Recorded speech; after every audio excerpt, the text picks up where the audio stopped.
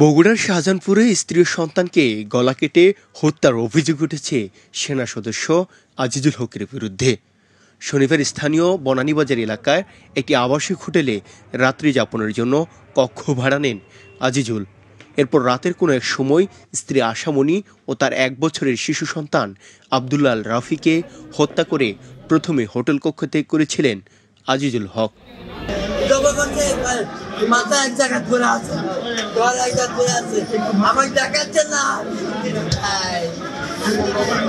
পরে হোটেল কক্ষে এসে নাটক সাজানোর চেষ্টা করলে হোটেল কর্তৃপক্ষের সন্দেহ হয়।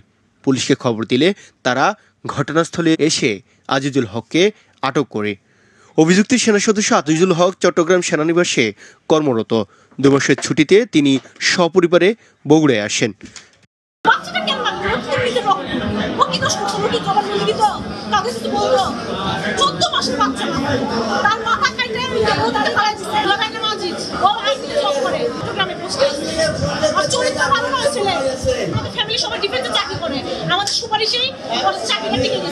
শাহজাহানপুর থানার অফিসার্স ইনচার্জ শহীদুল ইসলাম জানান, আটক আজিজুল স্ত্রী সন্তানকে হত্যার পর সন্তানের মাথা পাশের করতোয়া নদীতে ফেলে দিয়েছেন। নিহত শিশুর মাথা খুঁজছে পুলিশ।